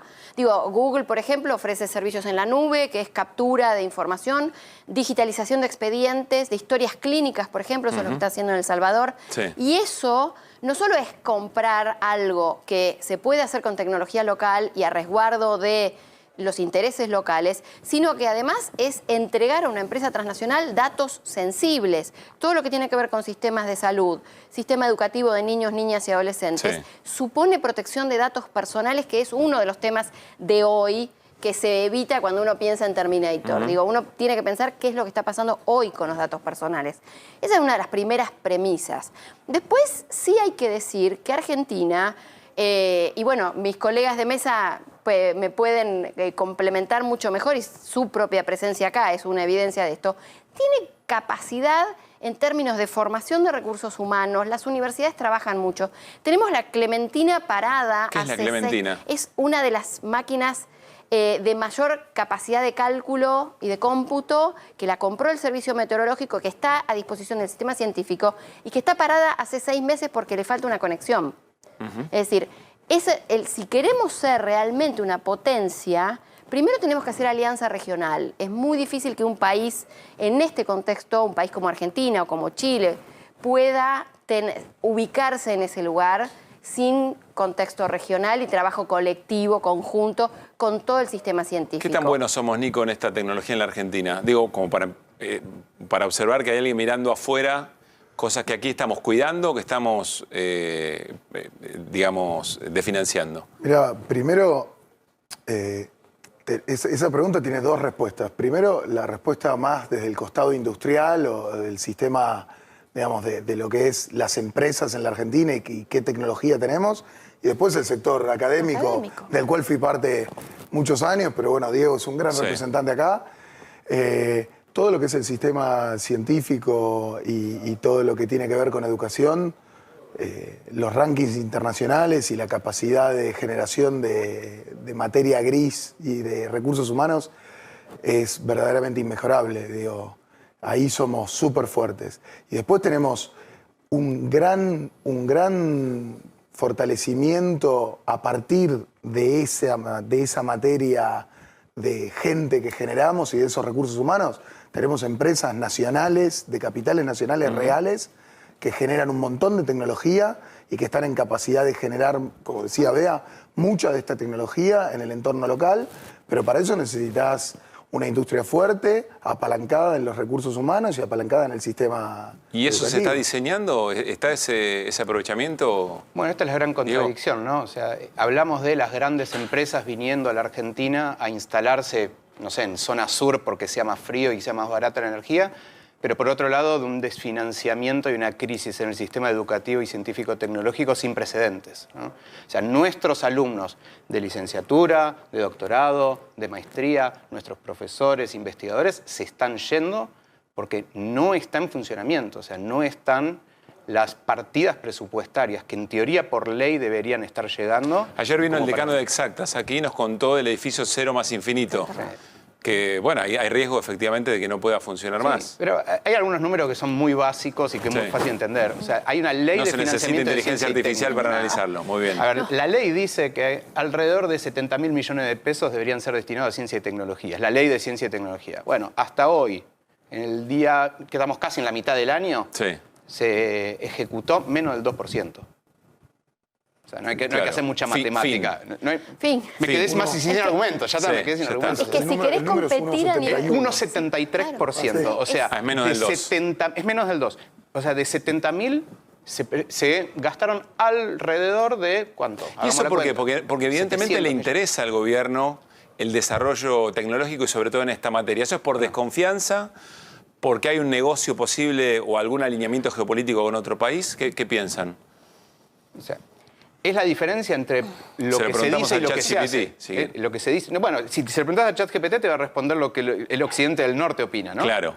Ese es el sesgo. Está muy bien. Acabo de entender bien a qué se refiere con el sesgo para responder esto. A ver, hay un alineamiento claro, digamos, en términos de política hay un alineamiento y hay una noción, o sea, todo el discurso que mostraste antes en los videos, que son recortes muy breves, pero que dan cuenta de una vocación muy subsidiaria de los intereses del norte. Es decir, acá estamos dispuestos a ofrecer el terreno de la no regulación. Milei critica mucho la regulación europea, pero, por ejemplo, California, que es el estado en el cual están las casas matrices Silicon Valley, etc. Silicon Valley está en el estado de California, tiene regulaciones muy fuertes sobre estos temas y, sin embargo, estas empresas florecen en California. ¿Por qué le dice Patagonia y clima frío? Porque hace falta temperaturas bajas y mucha energía para mantener los centros de datos a temperatura. Los centros de datos consumen muchísima energía. El consumo de energía, por ejemplo, de una inferencia de ChatGPT es muchísimo más alto que el de una búsqueda común de Google, por ejemplo. Sí. O sea, consumen mucha energía, hace falta mucha capacidad de enfriamiento, por eso los territorios de clima frío y grandes extensiones son terreno fértil para ir a instalar. No, las computadoras vienen literalmente con caños de agua para enfriarse, porque son muchas, miles y miles de computadoras. O sea, tenemos grandes extensión territorial, clima frío y desregulaciones. El combo perfecto para que le digan, sí, vamos, ¿dónde firmamos? Si se está discutiendo otra cosa en el mundo. Pero hay un dato. Fíjate que él también se reunió con la gente de WorldCoin, de la cual Sam Altman también forma parte. ¿Qué es? WorldCoin son estos que andan con el orbe y te escanean el iris. Argentina es el país que más personas ha escaneado. Un sistema que está que no empezó ni por Europa ni por Estados Unidos, justamente porque tienen regulaciones que no lo permiten. ¿Cuál es el riesgo? El riesgo es perder un dato identitario fundamental, biométrico, no reemplazable, que si tiene un conflicto de seguridad vos no podés reemplazarlo. Si a vos alguien te vulnera tu contraseña, vos podés cambiar tu contraseña. Sí. Ahora, si está vulnerada tu iris, no lo podés reemplazar. Claro. Es un dato biométrico unívoco y están haciendo eso. Bueno, acá hay un terreno fértil. Acaban de ser echados de España, ¿no? Fueron O sea, había echados un de España, litigio en sí, España sí. y de España se retiraron. WorldCoin no funciona más en España. Quiero hacerle una de las últimas preguntas. Me resulta muy interesante este tema porque conjuga nuestra fascinación por las nuevas tecnologías, por el desarrollo tecnológico, por el auge que está teniendo la inteligencia artificial, pero también lo vincula con las regulaciones, con el rol del Estado, la discusión política, el sentido en que se desarrolla todo esto. ¿Por qué Hanley que dice se están privilegiando productos en función de su brillantez y no en función de los resguardos respecto a la humanidad? ¿A qué se refiere? Y si podríamos dar un ejemplo.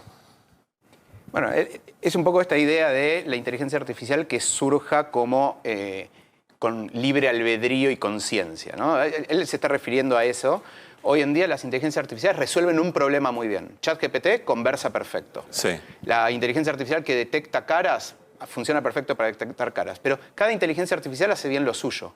¿Qué pasa si aparece una inteligencia artificial que de golpe empieza a nuclear todos estos módulos y empieza a tener de alguna manera cierta direccionalidad no controlada? Entonces, eso va a pasar en unos años. Es medio inevitable. Diría Milei, vengo del futuro y les aviso como Terminator para avisarle, ¿no? Sí, igual hay discusiones actuales que no requieren nada de todo esto que estamos hablando y que son prácticamente de igual importancia, ¿no? O sea, ese es el futurismo apocalíptico, si querés, ¿no? Que tome conciencia. ¿Cómo cuál, Diego? Bueno, esto, la privacidad de datos, Bien. los sesgos con los que usamos, la intervención de la inteligencia artificial fuera de control en el sistema financiero. Ahora, ¿cuál en la sería un buen educación? uso de la inteligencia artificial? Porque si no parece que estuviéramos en contra del desarrollo tecnológico. Usted se dedica a eso, les apasiona eso, por otra parte. ¿Cuál sería un buen uso o una buena guía del desarrollo de inteligencia artificial? No, bueno, en realidad hay un montón de aplicaciones que son muy útiles de la inteligencia artificial y de hecho difícilmente todas las personas que estamos acá hoy o muchas de las personas que nos están mirando no la usen en su día a día. Sí. Lo que pasa es que es como todo. Bea recién hablaba de la comparación entre usar GPT y usar Google. Digo, con el humano en el loop o en una interacción donde el humano está controlando, donde el humano tiene el volante de la interacción, hay muchas aplicaciones. Digo, te puede ayudar a resumir un texto, te puede ayudar a identificar algún resumen de texto, te puede ayudar a construir algún tipo de imagen. ¿Podría ser una operación, por ejemplo? ¿Una intervención quirúrgica? Bueno, ya hay muchísima inteligencia artificial en el campo de la salud, y muy regulada. Muy de hecho. regulada. Es un lugar en donde está muy regulado. Tengo otra pregunta. Si efectivamente se empiezan a automatizar una enorme cantidad de acciones que hoy realizan trabajadores y trabajadoras, me imagino se está contemplando qué va a pasar con esas personas.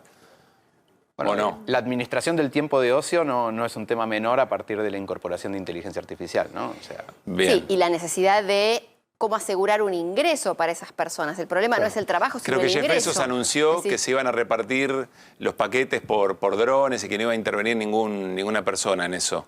Bueno, hay un montón de campos en los cuales paulatinamente hemos ido reemplazando personas Claro, a lo cierto. largo de la incorporación de tecnología. La pregunta es económica, no es tecnológica. De hecho, cuando uno mira las últimas décadas, la línea de la productividad ha hecho así y la línea de ingresos de los asalariados se ha mantenido así.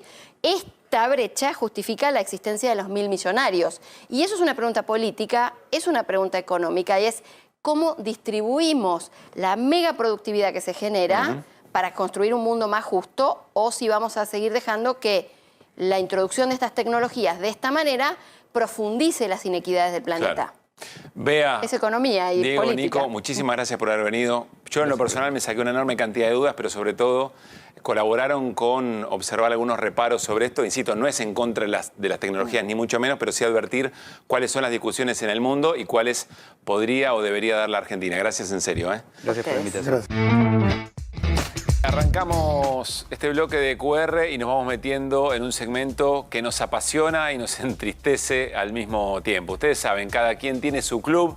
Puede ser un club de fútbol, de cualquier otro deporte, puede ser el club de barrio, puede ser un club más amplio de todo el país. Pero lo que no teníamos idea era que éramos 46 millones de argentinos y argentinas pertenecientes al Club de la Casta. Este es nuestro segmento, tiene esta presentación. Yo hice campaña diciendo que voy a hacer el ajuste y que el ajuste no lo paga la gente de bien, lo pagan los delincuentes, lo paga la casta, lo paga la casta.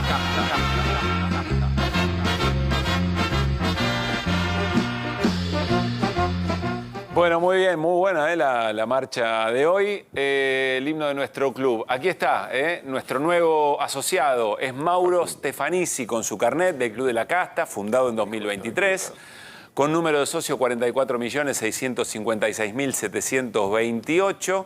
¿Y por qué Mauro Stefanisi es nuevo asociado del Club de la Casta? Porque es el presidente de la Asociación Argentina de Electrodependientes, nos está esperando en el living y lo voy a saludar. ¿Cómo te va, Mauro? ¿Qué tal? ¿Cómo estás? Buenas noches, gracias por estar acá. No, a ustedes. ¿Te imaginabas que eras parte del Club de la Casta? No, la verdad que no. La verdad que no, un poco fuerte verse con el carnet, pero bueno, lamentablemente es real, ¿no? Explícanos bien qué significa ser electrodependiente.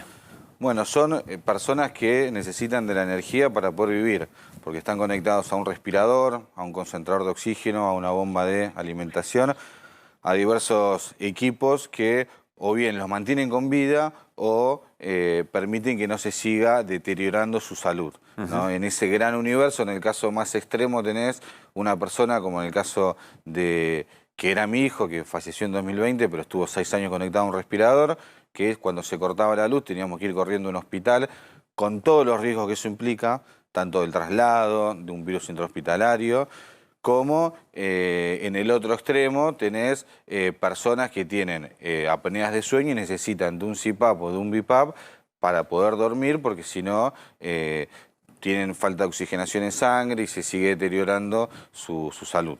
Claro, o sea, estamos hablando de personas que dependen de la electricidad para que no se deteriore su calidad de vida o eventualmente para no fallecer. Para no fallecer, exacto. ¿Y qué necesitan del Estado de las personas electrodependientes? Bueno, necesitan de un Estado presente, básicamente, ¿no? Porque te imaginarás que esto no se resuelve ni entre privados, ni lo soluciona el mercado. Acá hay una ley nacional que logramos en 2017, que entre otras cosas lo que establece es la gratuidad del suministro para estas personas que en su gran mayoría están en internación domiciliaria, que eso también significa que le ahorran un dinero al Estado, porque sale más barato para el Estado la internación domiciliaria que una cama en un hospital, en una terapia intensiva tradicional. Liberan camas, porque de otra manera estarían ocupando una cama en ese hospital.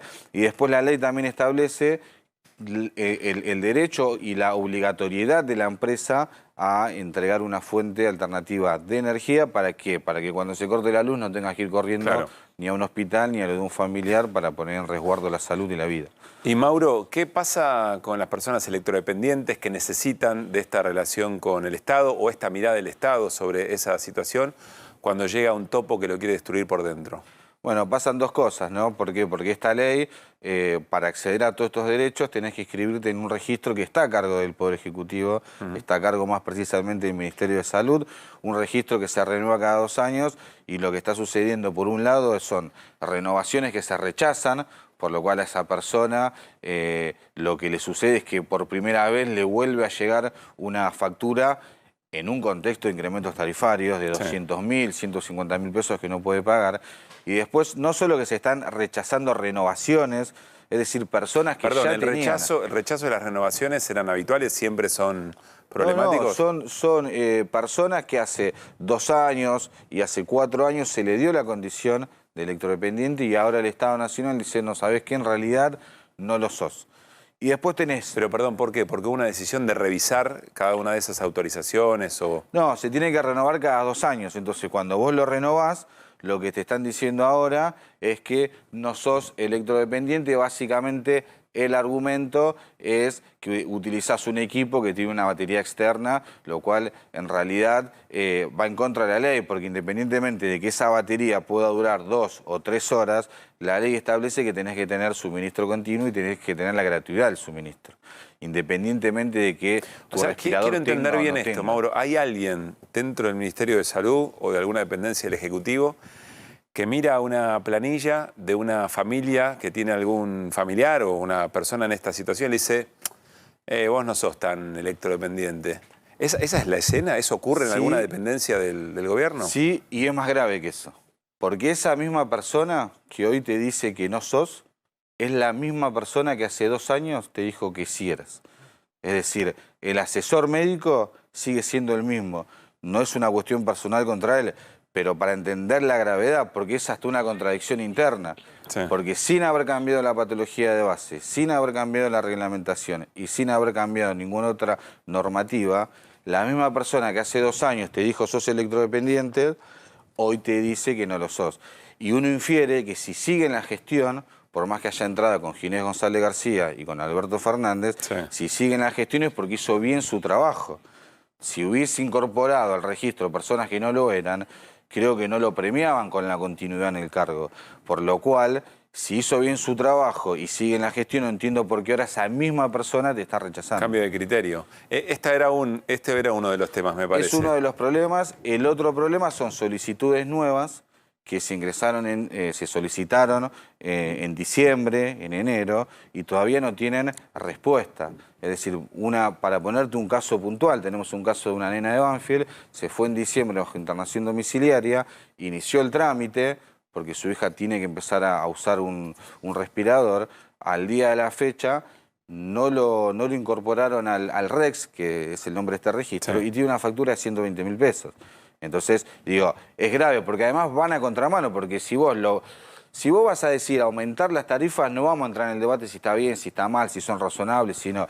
Ahora, hay una decisión política de aumentar las tarifas. Vos lo primero que tenés que hacer es decir, che, ¿qué hacemos con los electrodependientes? Vamos a agilizar sus trámites, prestemos atención a esto. A contramano de todo eso, lo que están haciendo es rechazando y demorando los trámites. Y digo rechazar porque no me quiero poner muy técnico, porque es peor. Porque en realidad lo que están haciendo, están enviando los expedientes a guarda temporal. ¿Está bien? ¿Qué quiere decir eso? Lo mandan a archivo, con un informe médico desaprobado lo mandan a archivo. No sacan el acto administrativo ni la resolución que te dicen que te rechazan. Y esto es grave porque te imposibilita seguir por la vía administrativa. Claro. Vos necesitas el acto administrativo que te rechacen para poder presentar un recurso de reconsideración y quedar habilitado para ir a la justicia. Perdón, bueno, te mandan el expediente a guarda temporal. Sí, Martín. Lo que vos decís es que te cajonean directamente. Exacto, te mandan archivo. Y en el caso de los electrodependientes, ¿incluís también, en algún momento en la época de Macri, 2016, cuando se discutió tarifas, ese tema estaba, ¿incluís también a quienes no tienen otra posibilidad que usar electricidad? Porque no hay red de gas, ni siquiera pueden comprar garrafas, eso no está incluido. No, porque son electrodependientes por cuestiones de vida y de salud. Lo que vos mencionás, para diferenciarse, se los denomina electrointensivos. Necesitan hacer un uso más intensivo de la electricidad porque no tienen, por ejemplo, acceso a la red de gas, pero no dependen, su vida ni su salud dependen de la energía, salvo que tengan una condición puntual. Perdón, que están dentro de este registro. ¿Cuántos electrodependientes hay en la Argentina? Bueno, esa pregunta es fundamental porque genera más indignación. Son 10.700. 10.700, que además, a ver, yo he visto que las casas más o menos paquetas le dicen, mire, si se le corta la luz, cómprese este generadorcito que es japonés, o hay otros que son locales, chiquitos, que funcionan con gasoil, digamos, que no es, en los casos más graves, no sería una cosa tan complicada de resolver, ¿o no? No, y además ese equipo que las empresas tienen la libertad para poder establecer cuál va a ser la fuente alternativa de energía. Edelab usa grupos electrógenos, Edenor y Edesur usa baterías de litio. Ese costo lo asume lo asume la prestadora. Lo asume la distribuidora. Es una cosa enorme que vaya a complicar nada, ¿no? No, el único costo que asume el Estado es el subsidio energético, ¿sí? De esa persona que se le subsidia los 3 componentes tarifarios porque es electrodependiente. Pero vos que hacés mención muy bien ahí a la fuente alternativa, déjame contarte que además Salió la semana pasada una resolución del ENRE que lo que hace es también limitar el acceso a esta fuente alternativa de energía. ¿Por qué? Porque había 3 resoluciones anteriores que habían creado un fondo solidario. No quiero ser muy técnico porque además tampoco lo soy, pero perfecto, Mauro, para que se entienda, este fondo solidario financiaba obras de readecuación interna. Porque el requisito que pusieron para que vos puedas pedir esa fuente alternativa de energía es que tu instalación interna esté en condiciones. Tenés que presentar un certificado. Ese certificado, cuando va el electricista, te dice, mira, tenés que hacer una descarga a tierra, iluminación por un lado, lo que se enchufa va por otro, entre 300 y 500 mil pesos. Se creó un fondo solidario que se nutría de las multas de Nor y de Sur, no es emisión, no es plata del Tesoro, y se destinaba a financiar estas obras. Habían puesto como tope que no podía superar 3 canastas básicas y media. ¿Por qué? Porque en la ley en realidad no tiene que ver con una cuestión socioeconómica. Estamos hablando del derecho a la vida, el derecho a la salud. Bueno, ¿qué hizo el ENRE? Derogó estas resoluciones, estableció que el tope es una canasta básica, por lo cual si no, tenés que estar por debajo de la línea de la pobreza. Cambió todo el procedimiento. Vos ahora no tenés que ir al ENRE, pedírselo, tenés que ir a la empresa. Y otra vez a contramano. Si la empresa ahora es la que decide para qué se van a destinar los fondos públicos, quién accede, quién no accede, más la tenés que controlar. Bueno, a contramano de eso, derogaron la resolución que había creado la mesa de control de aplicación. Este era el chiste de estar mano a mano con el mercado, digamos. Es eso, es el Estado se retira de su rol de receptor, de intermediario. Te dice, andá y habla con la empresa.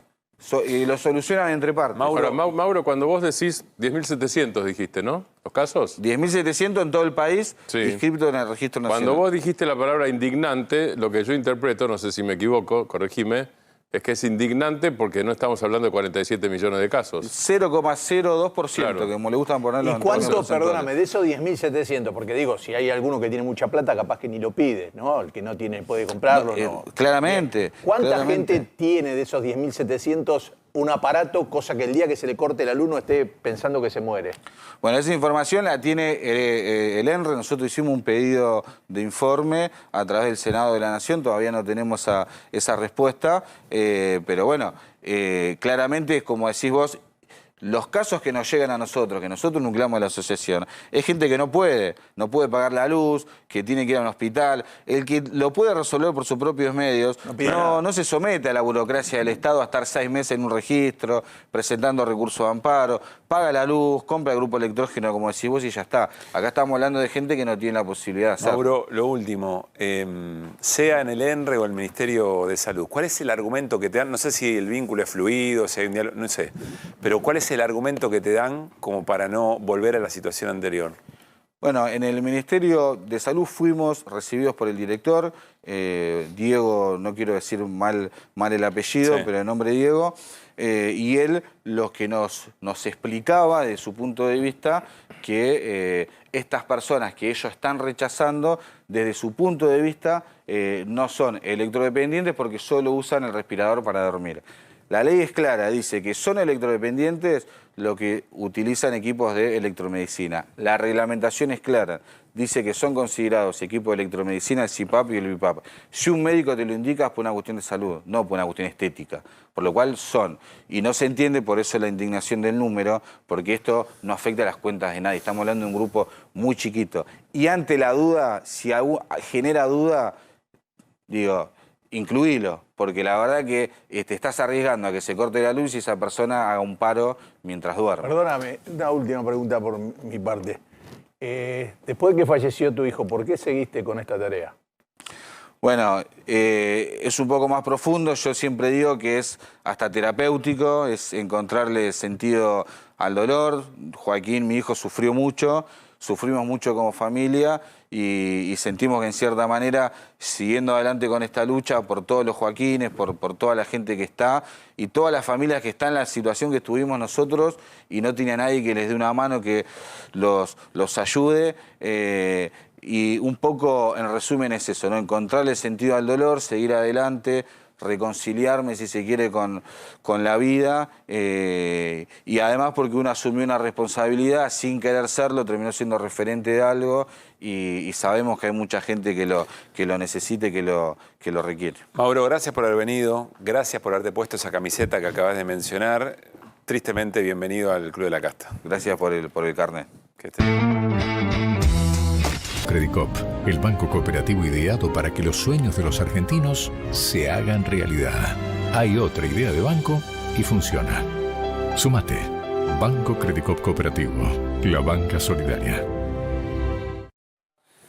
Bueno, estamos a jueves por la noche. Quien dice jueves dice prácticamente fin de semana, y siempre viene muy bien la propuesta agenda cultural en la Ciudad de Buenos Aires. Vamos a arrancar con música. La Banda Sinfónica de la Ciudad de Buenos Aires brindará este viernes 5, un concierto en la Sala Martín Coronado del Teatro San Martín. Y en esta oportunidad será con la doctora Courtney Snyder como directora invitada. Courtney Snyder y la Banda Sinfónica de la Ciudad para el próximo viernes 5 de julio. Pero también hay una invitación para descubrir los miradores porteños. Esto, Hernán Lecher, tenemos que ir juntos. Sí. El ciclo de visitas guiadas Miradores de Buenos Aires propone el rescate de lugares en altura, edificios y construcciones representativas de diferentes épocas del desarrollo arquitectónico porteño, todas ellas con un acceso público poco frecuente. El ciclo muestra el crecimiento urbano y la magnitud de la ciudad desde estas vistas privilegiadas. Requiere inscripción previa. Es para quienes andan o tienen la linda costumbre de andar mirando para arriba en la ciudad. No es muy habitual, pero se descubre. Yo fui a uno que está enfrente del Cabildo. Sí. Es increíble. Parece que apareces está el diario La Prensa enfrente. Claro. Parece que sale Roberto Arlt de abajo. Es espectacular. Realmente es otra ciudad, pero es la misma. Y finalmente, otra cosa sumamente interesante tiene que ver con las charlas sobre la historia de los barrios porteños. Se realizó sobre Valvanera una de las charlas sobre la historia de los barrios, pero por supuesto abarca el resto de los barrios porteños y forma parte de un ciclo destinado a quienes quieran conocer más sobre sus barrios, su historia y su cultura. Y allí, expertos en patrimonio van a dar cuenta de la riqueza patrimonial de la ciudad. La propuesta, además, piensen, se vienen las vacaciones de invierno, hay que andar agendando propuestas culturales y en este caso en nuestra querida ciudad de Buenos Aires.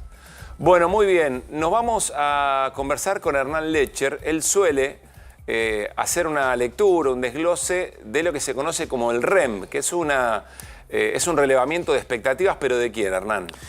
Básicamente se llama REM, de mercado. De mercado. Y tiene que ver con, ahí tenés consultora, tenés mayoritariamente bancos. No es todo el mercado, no es el universo del mercado, hay otras miradas y demás, pero es un buen indicador de qué espera el mercado respecto de lo que pasa en el futuro. Mira, trajimos una primera placa que es quizás la principal. El primer indicador que aparece en el REM es el dato de inflación. Acá tenemos básicamente la comparación. Se ve medio chiquito, pero ahí lo agrandamos. Arriba vemos la comparación del dato de lo que es el relevamiento de mercado del mes anterior y abajo el del mes actual. Lo que efectivamente... No, en realidad acá son dos expectativas. Lo que estamos viendo es que el mercado tenía expectativa de una inflación un poquitito más alta el mes pasado y un poquitito más baja este mes. Bien. Si vos te fijás, en realidad la escala arranca en 3. Por eso da la impresión que es un poco más grande de lo que es. Dicho de manera sencilla, por ejemplo, para junio se esperaba 5,5 y esperan 5,2. No hay grandes diferencias. Y si vos mirás, nosotros venimos diciendo que de acá a fin de año el mercado espera una inflación del 5. Bueno, si querés, en promedio espera una del 4,7 en esta medición. Pero no de se alguna aleja manera, demasiado. Claro, no se aleja de lo que nos habías contado en otra oportunidad. Es decir, que están viendo que se estaciona todo entre 4 y 5. Sí, efectivamente. Hay una estabilización en el proceso inflacionario, que si querés, con una leve tendencia a la baja, pero termina en 4,4 a fin de año. Vos a eso lo mencionaste como un quiebre de tendencia y como que cambiaba la tendencia respecto a la baja que venía desde diciembre. Definitivamente. Y esto es quizás uno de los grandes signos de interrogación, porque además hay que ponerle algunos asteriscos a esta cuestión.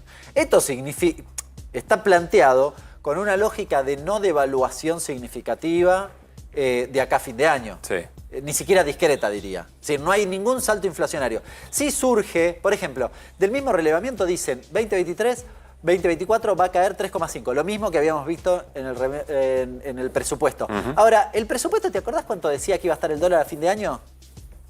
1.016 pesos. ¿Sabés cuánto dice este relevamiento? ¿Cuánto? 1.173. Es decir, estima que va a haber un salto cambiario, por ejemplo, de 6% en octubre y 7% en diciembre. Sí.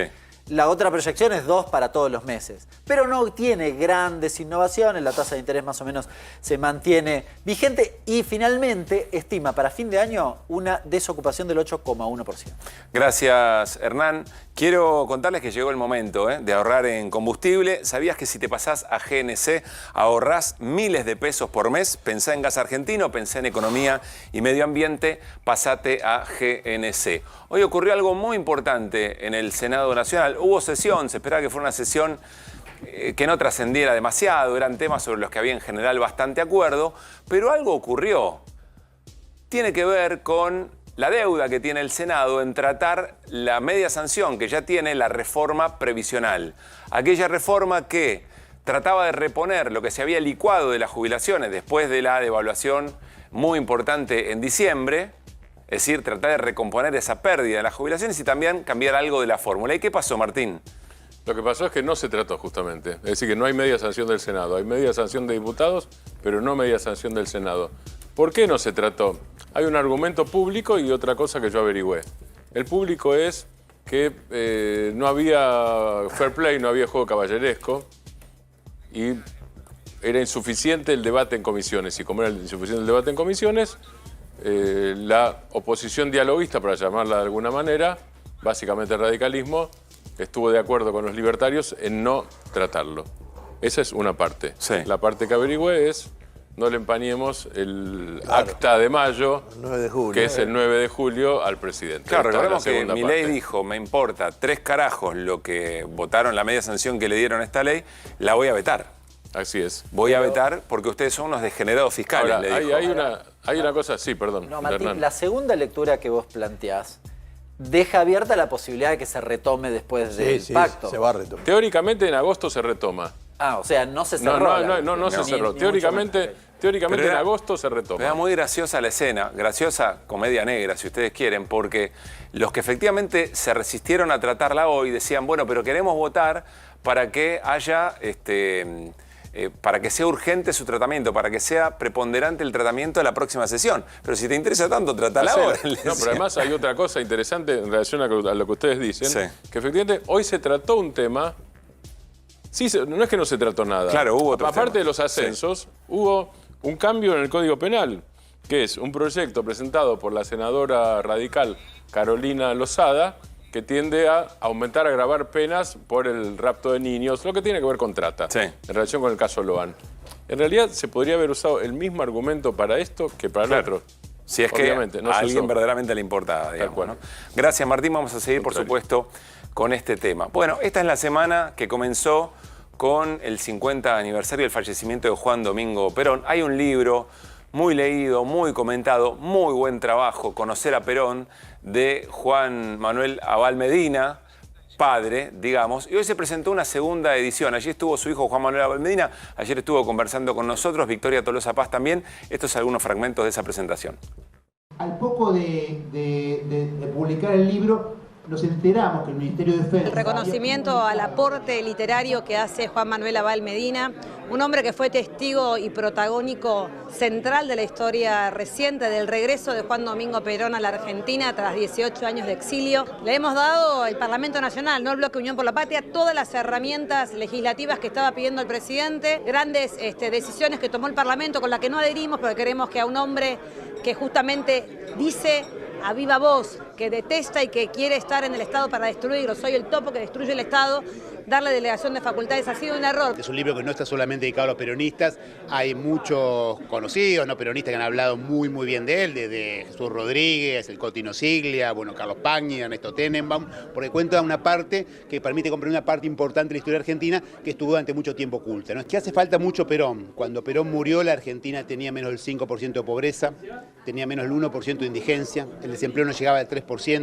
Argentina era un orgullo en el mundo, fabricábamos aviones, inauguramos la primera planta nuclear de toda Iberoamérica, era un país que estaba lejísimo por arriba del resto de la región y ese es el país que Perón había construido en gran medida.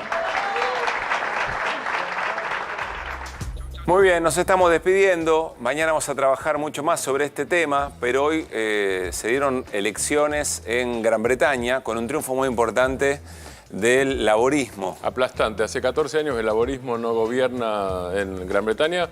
Va a gobernar después de 14 años de la última era conservadora. Aplastante es la mayoría holgadísima, Sí, muy Al421 fin, bancas. Bueno, yo derrota pensé que muy habían importante. desaparecido los laboristas. Derrota muy importante de la derecha en la previa de un fin de semana donde se viene el balotaje en Francia. Nos vamos. Llega Babi Echecopar para hacer Basta Babi. Quédense en A24. Nosotros partimos del mismo modo que llegamos, con las voces del día. Chau, chau.